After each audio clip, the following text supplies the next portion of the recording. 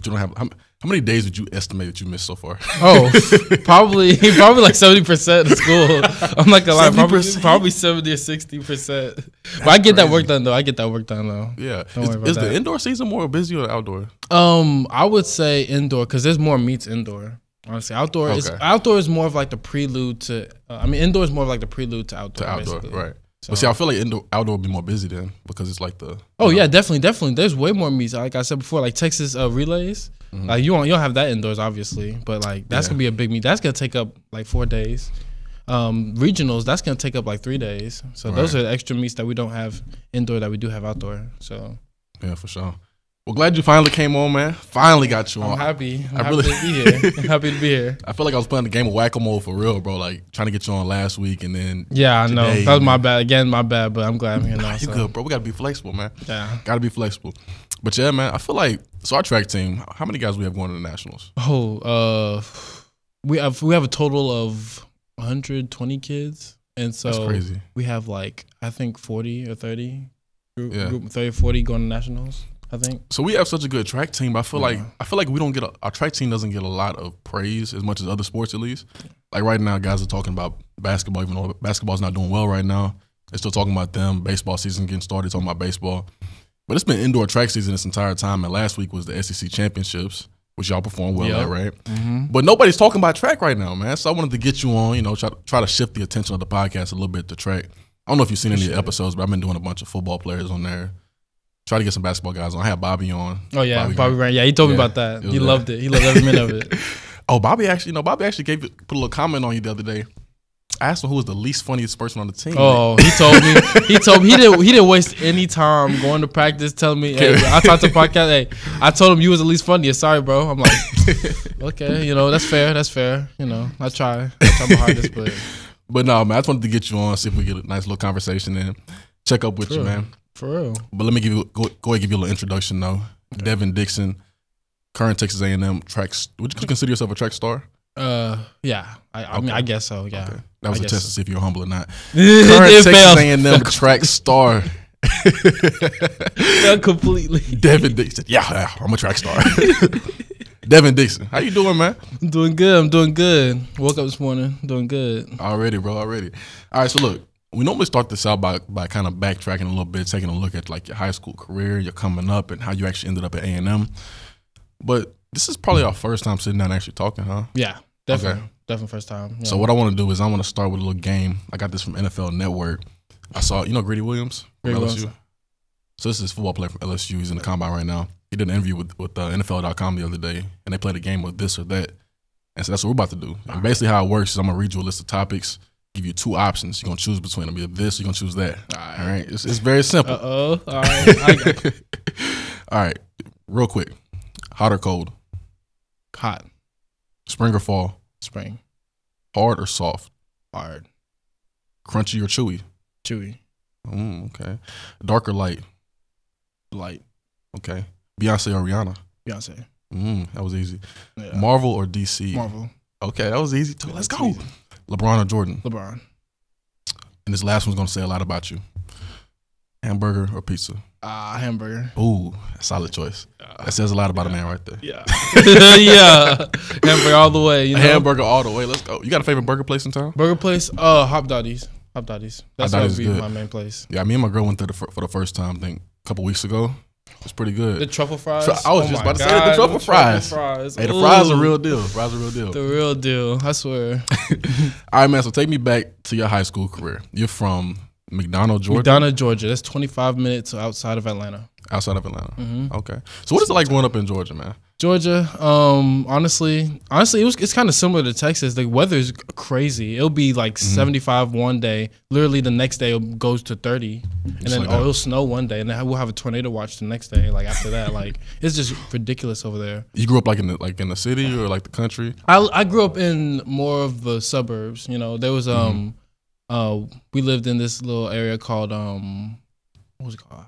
I can't believe I forgot. I've been away for that long. I forgot where I live. It was Winslow. It was Winslow. Got your neighborhood, man? Oh, the neighborhood was called Winslow. Yeah. And so grew up in Eagles Landing High School. You know, Eagles Landing. Yeah. What was our mascot? Our mascot Eagle, obviously. Yeah. The Eagles Landing Eagles. Yeah, the Eagles Landing Eagles. Wow, yes, we bleed blue and gold. Let's go. Class of 2016. Yeah, repping. Grew up in the suburbs though, because I hear a lot about like, you know, Georgia's known for its peaches, obviously. People make it seem like there's just peach farms up and down the road, man. Is there a lot of peach farms out there? Peach farms? Nah, not that I've seen, honestly. I haven't seen that many peach farms. I've seen a lot of peaches. I don't know where they come from, but I know that Georgia's good at making them, so I don't question it. Right. I mean, are there just like peach trees on the side of the road? Or, peach trees probably here and there, like left and right, you know. I would think so, but yeah, the best ones, you gotta go to the store for those. Real deal. All right, so when did you start running track? I ran track since I can remember, honestly, but I had a little break. My the end of elementary school, going into middle school, I had a break. I had to take a break, but I restarted sophomore year of high school. So officially, technically, I started sophomore year of high school. So you didn't run in junior high, anything? No. I played basketball actually. Oh, you getting buckets? Yeah. I was starting. I got 2 points a game. That's about it. Oh, 2 or 3 points a game. That's a little skip Bayless. Why'd you stop running track? I stopped running track because I don't know. I just fell out of love with it back at that time. I just want to try new things. I got you. All I was taught, all I was learning was track and field. All I slept, ate, drink, think about was track and field. And I just want to try something new. I just want to see what was on the other side of the coin. So. Did your parents get you into that? Or? My parents got me into that because whenever they would call me, I would run down the stairs. Literally, I would be running everywhere around the house. Yes, I was one of those kids. I would just run across the house whenever they called my name. So they had to use my energy for something useful. So just track. Now, when you were younger, were you a distance guy?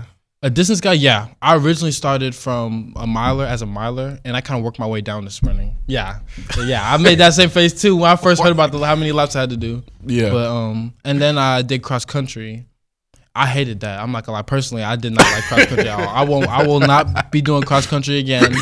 To coaches, if y'all listen to this, Coach McCraven, I will not do cross country. No matter how many times you ask me, I will not. I refuse. Yeah, you ran cross country in high school, right? Yes. You were good at it, right? Yeah, I was actually good. I got 12 overall in Georgia. Because I mean, football, we would always see like cross country running in the off season, and it just seemed terrible. Yeah. Like I lived probably about 5 minutes from the high school, and I would like go to the store around the school and whatnot. But I'd be back home and I would see like the cross country team jogging past my house. I'm like, bro, the school is down that way. They jog 7 miles for fun. Just to let you know, that's 7 miles for fun. I'm asking them, how was y'all workout? Y'all had a hard workout today? It's like, no, we just jogged 7 miles. I'm like, yeah. So that was easy. And he's like, oh yeah. It's like. What's the farthest y'all would run though? Farthest our group, the 800 group will run is probably 4 miles. I mean, whenever you ran cross country. Whenever I ran cross country, it wasn't even 7 miles. 7 miles would be like our hard days. Okay. They're doing this. They're knocking us out of the park for fun. Okay, I got you. Like 7 miles, that's our hard day for us in high school. So, but college is different. Way different. Running 25 miles a day. You're running against grown men. So yeah. So when did you actually become of the elite status, or was track always something you've seen as maybe possible to take you to the next level? I always knew track was something that would always take me to the next level. It's just basically me trying to find other new things, I didn't want to just try that one flavor of ice cream. I wanted to try multiple flavors of ice cream before I could stick to that one. You know what I mean? That way I can have my perspective, understand. Yeah, you got to get a scoop of everything. Yeah, basically. So I'm one of them, so. Right, and so how many events did you do in high school? You ran 800? I ran, they had me. Let me count it out. 800, 400, 4x4. Right. I did 4x1 one time. Yeah, okay. And then I did the 4x2. Right. Then I did the distance medley. Then I did a mile. I remember one time I did a 5K one time. 5K? Yeah. I forgot how far 5K was. So don't ask me how long that was. I forgot. Yeah, but I hated. Oh my god, you were like a workhorse out there. Yeah, I was a workhorse. I was the Swiss Army knife. I'm not trying to be arrogant or anything, but they had me doing a lot of events, and honestly, but you were getting the points though, man. I was getting the points, but I wasn't liking track that much at that time. So, but after I talked to Coach, we lowered it down to just 800, and I continued with that. So when did you start getting looks though from colleges? From colleges, that was probably my junior year. I've got looks. My senior year, I've got talked to. Okay. My first happened to be first college to talk to me was happened to be UGA, University of Georgia. Okay. Yeah. So I had to go there. I had to go see what was going on over there. Back at home. Yeah. So how did you end up in Texas? How to end up in Texas?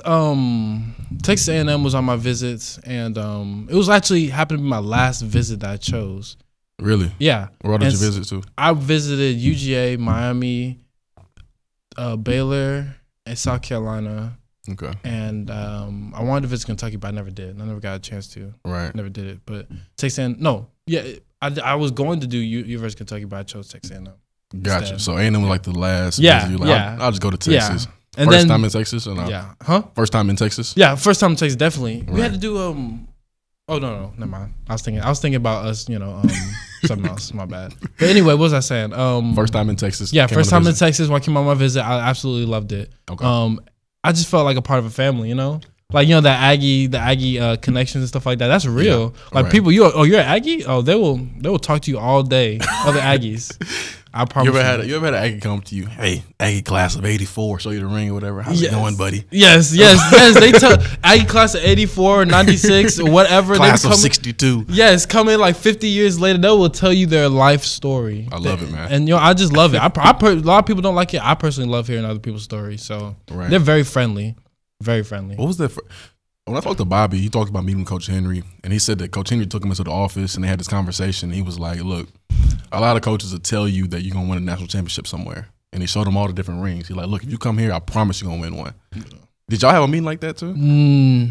Nah, not with Coach Henry. Coach Henry, I guess, with my visit, at least, he was a little more humble, I guess. Okay, he was laid back. He was a little more laid back, a little more humble, but I felt like he knew that I knew. And I obviously already knew him. I already knew Coach Henry, obviously. Right.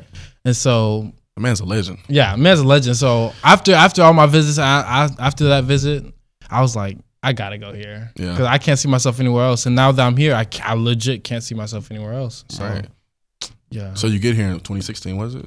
Yeah, 2016, 2017. Yeah. Okay, so you get here. What's your first impression of the? Take me through the first workout, matter of fact. Was it a shock for you? Was it by what you expected? First workout here at Texas A&M. First workout, it was some repeats. No, we wasn't even repeats. We had to do 1,000, 800, 600. Oh, okay. 400, 200. That's what the workout was.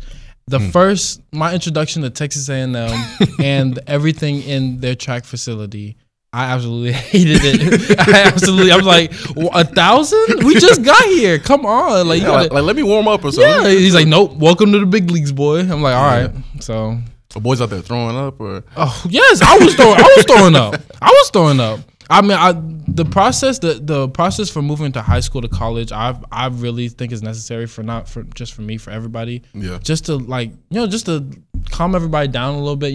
I feel like it humbles them. You know what I mean? You might be a big athlete coming in. Oh, I'm finna destroy this and that. It humbles you. You know what I mean? Because there's other people just as good as you or better. You know what I mean? And you're not just the only one that everybody relies on now. There's multiple people that get relied on. So it humbles you. I really like that a lot.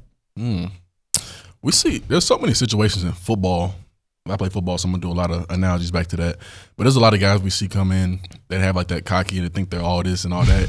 Big head coming in. And that's not just football. It's track. Those guys don't seem to make it. Oh. You ran across paths with any of those guys? Any of those guys? Well, like in track, is it different? Because, I mean, track is like you just going out there. It's more of a singular event. Like, I get what you're saying. Like, you see a lot more arrogant guys like that? Yeah, because in football, what I'm saying is like in football, arrogance you can't last because it's a team game. You know what I mean? And if you're going to fit in with the team, you're not going to last. But track being more of a singular event. I see what you're saying. Is it still kind of a same situation where those arrogant guys don't make it? Oh, I see what you're saying. With track, it's more, it's team at the same time as individual. Mm-hmm. Down to its core, it's team. But like if you see from the outside, it's more individual because you're running your own individual races and stuff like that. Personally, yeah, you do still see those guys like that, yes.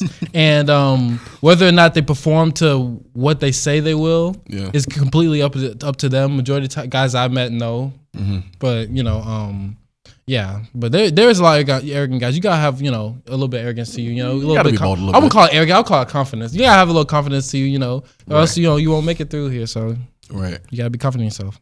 Okay, so you come to A&M. Your sole focus is 800, correct? Yeah. You're not running the 400, not running the mile. No plans for the 4x4. No plans for the 400. No plans for the You're mile. focused solely on the 8.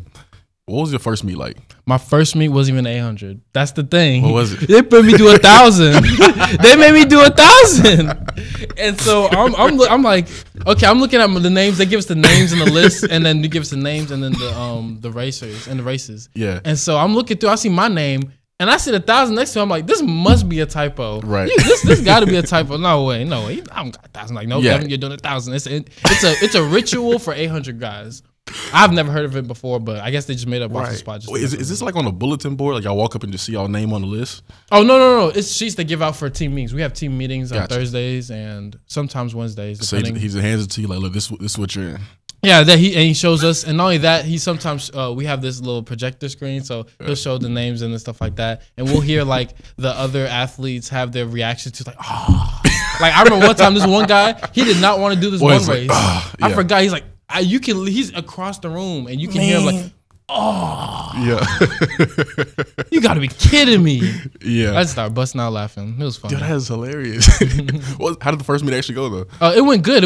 I think I almost broke the school record by like 3 seconds. Oh yeah, I saw that. Seconds. You got like I think it was the third. You got the third best fastest, time. Yeah, third best. Yeah. But it went well. Was that a shock to you? Did you perform well or not? Nah, I mean, yeah, it was a shock. It was a shock. I was surprised. It was a shock. Yeah. No, I'm just kidding. I'm kidding. Yeah. But no. You knew what kind of talent you had though. Like really though. Whenever you came in and had that level of success early on as a true freshman though, you know, was that shocking or did you kind of expect to have that? Personally, for me, I'm really not shocked about it, honestly. I don't know, it's just something in me, something always telling me. I've tried to be close with God, and I don't know, he just talks to me. Sometimes he just lets me know, like he just tells me in my heart and my head, like, you know, it's your time to do this, you know, and I just know, Right. Like I don't know how to explain. I just know. You just know. I just know. You ran into any rough patches yet since you've been here? Yes, I have been through some rough patches, injury-wise. Injuries? Yeah. What did you injure? It was my shin. I think I had a shin splint. Yeah, shin splint. Oh, terrible. Yeah. And so I was in a boot for like a month, I think. Mm-hmm. So yeah, that was trash because. When was that? That was your freshman year or sophomore? That was my sophomore year. Yeah. Okay. So luckily it wasn't now or knock on wood. Hopefully it doesn't happen. Yeah, I got knock on wood. I feel like y'all would get a lot of shin splints though. Yeah, but for real though, especially for tall people, I personally believe because indoor is not did that well for tall people like at all, like because the curves are that's what I've heard. Short, they're really cut short. And I remember my freshman sophomore year I would get injured a lot. Yeah, because of that. Not serious injuries, but like like nicked up. You'll feel it. Yeah, it makes you sore. So. Ooh, that's gracious. Oh, I forgot to ask you if you wanted the water, bro. No, I'm good. I'm fine. I'm good. You good? Mouth dry? You good? Yeah. All right, cool. I'm good. Oh, by the way, this whole thing is not live, so if you mess up anything, we can cut it out. Oh, thank goodness, because I was a little tense right now. I was a little tense. Like, I can chill now. I had to, sit up straight, He said, no. Oh, man. What was I about to ask you? So do you ever want to be like a short sprinter? Like they want to throw you like in the 60. I always dream. I feel like I don't care who you are. I feel like a lot of track athletes dream of being a sprint star. You know what I mean? Because I don't know. It's just so much tension and energy that comes from sprinting. Like Usain Bolt, I have to bring him in. You can't talk about sprints without talking about Usain Bolt. Right. Olympic wise, when it comes to the 100 meter dash, the finals. Oh my goodness, the crowds fill up, pack those seats, pack those stands. That's my dream one day. Now, do y'all have competitions at practice? So, like, for example, at my high school, we had races like for who's gonna be on the 4x1. We didn't really know who was the fastest at the time. Yeah. And so, like, if you want to challenge somebody, you come out here to practice. We're gonna all have a race. Like, say that Devin Dixon wanted to be on the 60 meter. Like, could you challenge like some of the top dudes on the team? Like, look, come out and race me in the 60 at practice today. I could, but I probably wouldn't. One, because I don't think my legs go that fast. I think it's just stride. Right. And then two, I think running that fast, that hard, that fast without any training will probably get me injured real fast, real quick. So, yeah, they're built differently. Sprinters are built differently. Mid-distance guys are built differently. Distance people are built differently. Mm-hmm. So. And you would think, one thing a lot of people talk about, you would think track makes you jump farther or better, or jump higher or stronger because it gets your legs stronger. Mm-hmm. That is a lie, because did not help me out at all. 6'6" can't even dunk. Just to let y'all know. Just to let y'all know you can't dunk, bro. No, Will. I can slide it in. I can Blake Griffin throw it in, but I can't like fully grab that rim and. Yeah. But I'm trying to get back into it. So. Okay, so you ran the indoor football 400 this year, right? Mm-hmm, yeah. Now, how did you place? You went to SECs for that, right? Indoor, yeah. Indoor, okay. Indoor football 4, yeah, SECs. Oh, I'm talking about the open 4. Oh, the open 400? Oh no, I didn't go to SECs for that. No, because there's not enough time. Because 800, and then you have like 5 minutes, and you have the 400. Basically, like 800 is literally next to the 400. Right. There's like one race I think in between 8 and 4. But yeah, I didn't have enough time. They told me, my coaches told me I made it for nationals. I qualified for nationals. Really? Yeah, to go in there, but yeah, honestly, right now it wouldn't be a very smart decision to go right now because, I mean, I could, but like, at the same time, like, I don't want to do like a 400 crazy. And then like 5 minutes later I have to do a whole 800. Yeah, that's crazy. And then a 4x4. But to have the ability to qualify for it and just not choose to go. That's oh yeah, I'm very blessed. Like that's very like that's crazy. very yeah, I'm very blessed for that one. Like I didn't think that's one thing that I didn't really think I could really do. I think my sophomore freshman year, but then like I've actually doing it myself and like seeing it myself has built up a lot of confidence for me. So yeah, what'd you run 400? My 400 was 45.6. You could run the open 2. Open 200? You can run open 2. You can run open 2. Maybe. I mean, I split 21 low in the 200 when I split the 4x4 at Nationals Outdoors for the 43.9. Okay. So, okay. Well, I might, but I'm not gonna try it. Obviously, definitely not gonna try it. But I might. It's something to think about. And what could have been. But. Yeah. So you talked about early on, whenever you were a child, you didn't really like track at first. The 800 now, would you say that's your favorite event? What about it? What do you love about it? Just the intensity of it. Just how I just love how like there's so much the competition that goes with it. You know what I mean? That just shows that so many people take it serious. You know what I mean? Yeah. And so like just seeing these younger kids, these younger guys. I sound old by saying that, but yeah. These younger kids, these younger guys, just coming in and just taking it so seriously, just trying to challenge the older guys, challenge me and stuff like that. I just love it. You know what I mean? Like they just take it serious. They're having fun with it. And afterwards, we're still all friends afterwards. Like it's fun. I enjoy it a lot. I would ask you something else about that though. I remember one time you asked me about if there's competition between the practices. I don't think I answered that right, but yeah, there is. There definitely is. Yeah, y'all go out there and just like get it in. Oh yeah, definitely. I remember. Okay, a friend. So 2 friends of mine on the team. I'm not gonna say their names. This and that. But like, they were competing for the 4x4 team spot. Okay. And to go to SECs, and so they had to compete at one of these meets beforehand, and so one of the guys beat them, and so now they get to go to SECs, and the other guy. Oh yeah. Yeah. So it's competition right there. There's people always fighting for the 4x4 spots and stuff like that, and that's what I love. We have competition between the teams. It makes us better. Well, at least there is competition. Yeah. Though. Like, cause there could be a situation where they could just plug a guy into the position, and then you have the guy that's sitting out, that's like, man, I should be in there. I'm really faster than him, bro. You know what I mean? Yeah, and then that motivates them to be better. So. Yeah, exactly. So, what would you say your biggest accomplishment has been so far here at A&M? Here at A&M, my biggest accomplishment, I personally believe you wouldn't think so. You wouldn't think, but it doesn't have anything to do with track. Actually, I feel like my biggest accomplishment. We had a Haiti trip that we're going to. I had to go with Mikado. You know Mikado, right? And so their Haiti trip, and they had a group. I went with a couple track people in softball, tennis, golf. And I feel like me going there and sticking it out and staying there and actually committing to it, I feel like that was one of my biggest accomplishments because that was my first time ever going outside of the country. Okay. And not only that, for a purpose, not for myself. You know what I mean? Right, yeah. And that in itself, like I feel like that's a big accomplishment for me, because I feel like not only was that to help the people, in Haiti or the villages and stuff like that, but also like rekindle my fire, my flame with God at the same time, So I feel like going to a trip to Haiti was probably my biggest accomplishment. Now, what group did you go in? Because I went to the winter one. Ooh, and I was in the winter one. Yeah. I didn't see you there. The winter, Christmas break. And I was in that group. I didn't see you. Christmas break? Yeah, I didn't see you. You sure? So somebody's lying. I'm just playing. I was about to say because I thought I know because I would have definitely seen you because I was the only guy there besides another dude. Oh, you went to the spring sport group? Yeah. Okay, yeah. I went. I think it was spring 2017. No, it was 2018. Last year. Yeah, no, I'm sorry. I said Christmas break. This was like this past Christmas break. Yeah, right? Yeah. I know he just took a group, some of the spring sports. Mm-hmm. You were the only guy there though. Yeah, it was me and a cross country guy named Taylor Clayton. Okay. Yeah, it was supposed to be Bobby's supposed to go too, but he canceled last minute. Yeah, Yeah. Wait a minute. Oh my goodness. What? Oh no, some truth just came to light, didn't it? Were you the guy? Oh, here we go. Here we go. Were you the guy? That's the starting line of everything. Okay, me and Mikado were having a conversation because me and Mikado had a podcast. Yeah. We're supposed to be doing a podcast. It might have been in December too. And there was a guy, he was like, look, man, I'm sorry I had to cancel this on you. One of my guys, he's messing up with his paperwork. He's not getting his paperwork in on time. Was that you? Oh, yeah, that was definitely That was you? me. Yeah. And that's what this beauty of it is. The beauty. See, I got to explain myself. See, that was the beauty of this. Well, come on, the paperwork, brother. Get your paperwork in. I had to get my paperwork in, but you know what? It was so many other stuff coming at me. Yeah. And like, I don't have time to explain it that much, but like, there's stuff, keeping me from going, a lot of stuff, and the devil tried to keep me away, but right. Just kept pushing through, and I got my stuff together, my paperwork together at the last minute, so I still made it. So that's good, man. Yeah, but that was me. Yeah. Yeah, that's great. He never told me your name either. He was like, you forgot honestly, or that was probably for the best. Honestly, that was probably for the best.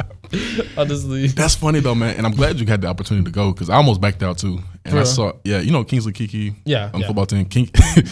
Kiki backed out of one of my groups because I almost did too. I was like, man, should I really be going?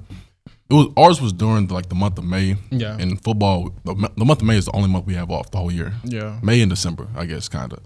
And so I was like, man, this is our free time. That's crazy. I might spend my free time in Haiti, so I almost backed out. And Kiki actually did back out, and he just started avoiding Mikado around Bryce. So he like the awkward moments. I can feel it. He texted Mikado. I know Kiki listening too. He texted Mikado, was like, y'all can't come. Turned his phone off or whatever, and every time he saw him around Bright, he just ducked off, man. Like, yeah, it was hilarious. But no, it was a cool opportunity though, man. It was no, fantastic, honestly though. But personally, I should have went to the summer one because I heard y'all summer guys had a lot better experience. Yeah. Well, they had a different area too because we had to go to host for Haiti. We had to go to the what was it? Y'all stayed in actual rooms though, like hotels. No, not hotels. It was a campus. It was their what was it called? The Foster. Yeah, the Foster building. Foster. Okay, so it wasn't the main campus though. No, it was the campus because you had to drive up that hill, right? Yeah. That hill and the annoying hill. Yeah. The rocky stuff like. Yeah, we had to go up there and we had to stay up there. Okay, but y'all didn't stay out down by the water though. No. Okay, gotcha. No. That was that's the summer group. That's what I'm talking about. Yeah, they were lucky because they stayed by the water. I don't know, bro. Mosquitoes out there biting you and stuff. Oh, for real? How was y'all sleeping conditions? Was it good? Sleeping conditions.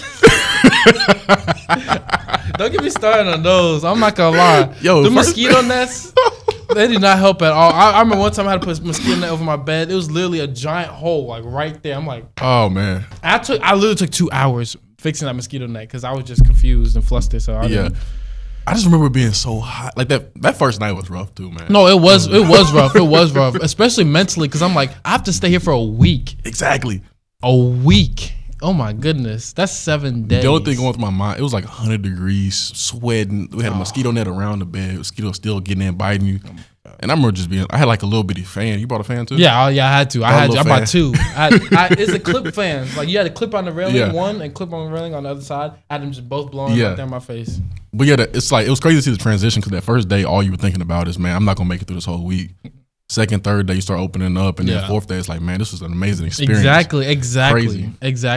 It's always that 4th day. But no, that's good to hear you say that was the most impactful thing that you've done here. No, personally, because ever since then, like everything's been turning around. Like the 800, like I promise you, like this is no joke. Like ever since the going to Haiti, coming back from Haiti, coming back here for the season, I've been doing nothing but like amazing things. I just want to thank God for it. Like, sure. He's really been blessing my life, and he's continued to bless my life. I just want to thank him for that. For sure. And also shout out to Mikado too for setting that event up. Oh yeah, definitely. Shout out to Mikado for real. That's big. You're a real OG. You're a real OG. Now, okay, the record you had this year, was it the 800 record? It was the 800 collegiate record. Okay, yes. I forgot. You got so many records, I get lost. So here we go. The go. collegiate 800 record. Yes. What was that experience like? Take me through that. That was just an amazing experience. I did not expect myself to do it, obviously. Mm-hmm. And just to do it, you know what I mean? Like I didn't expect myself to run out that fast either. How did the race feel though? The race, it felt very natural. Like it felt like, I don't know how to explain it, but it felt like the most me. You know what I mean? Yeah. And like I normally, like it's hard. I don't really feel like, whenever I run, I don't really feel like me a lot of times. But running that, feeling like me, like that was a race that I can remember. Like that was a good race. So whenever you crossed the finish line, like you obviously didn't see the time right away. No, I did not. Did you feel like you felt like that was it? Like I did something special? I didn't even feel like I was just like, oh, I'm glad it's over. I'm just glad it's over. I finished off. The first thing I did, thank God it's over. Thank you, Lord, it's over. I get to go home and chill. I get an interview after that race, and the interviewer asked me, how's it feel to have the collegiate record? I'm like, sorry, you made a mistake, you know, this and that. He's like, no, you have the collegiate record, 1:45:27. Like, you're lying. He's like, look. I looked at my score. I'm like, what? Oh my! Bro. I literally. Did they have that on ESPN or something? Oh no, it was an A&M thing. I'm gonna ask them for the video. I need to see the video. I'm gonna send you that. Looking at the screen, like what? Oh, my eyes got so big after I saw that. Like, and that was the beginning of me building my confidence and running faster. Like after that, it just went. The dominoes just tipped. Right. You know? So, chain reaction.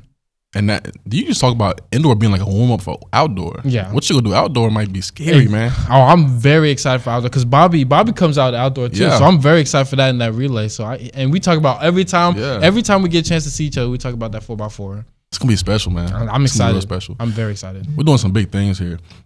One thing I wanted to talk about though, because I feel like I wouldn't know because I don't have any records, obviously. But you had this collegiate record, right, for the 800. Does that create more pressure on you in terms of going out and running every meet? Of course. You know, like, you know, again, not to be arrogant, but, you know, there will be a lot of cameras. You know, there will be, you know, questions that ask, you know, how to feel, this and that. I already have a bunch of high school kids, you know, DMing me, asking me for advice on how to run 800, stuff like that. You respond to them or not? Yeah, of course. I've tried to respond to every single last one of them, you know, and give them the best advice that I could possibly give. You know what I mean? Yeah. Because I want to, you know, help kids out. I want to be involved with kids. That's why one thing I want to do when I retire. I want to coach. You give them real answers, or you give them that Fred Curly answer? You be seeing Fred's question thing? No, I be giving them real. I be giving. Fred just he said 42. Hey, I saw those answers. I saw them. They say, Fred, what is your biggest inspiration? Phase 42. Phase 42. No, I'll clarify. I clarify on my answers. Right. I'll clarify. Answers. Yeah. So, but yeah, I honestly, like, that's one of the things I really like to do. You know what I mean? Just be able to spread some knowledge and wisdom. I might, you know, I'm not that old, but, like, you know, I'm still learning too. But I want to give them as much knowledge as I have right now. You know, to make them better. Right. So this is your junior season, right? Yeah. I got one more. What are your plans for the future?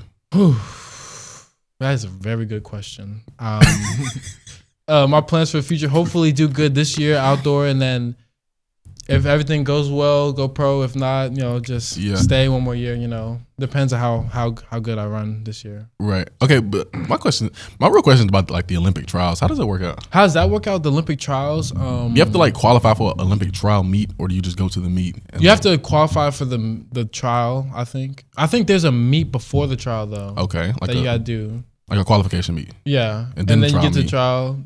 And then if you make for long, I know it's a long process. The trial's a long process. Yeah. After a long process, then like if you win and get the times, then you get to go to Olympics. So I know it's a long process. Right. Is that something you want to do? Yes. I know even though it's gonna be long, it's enduring, but yeah, this is something I want to do.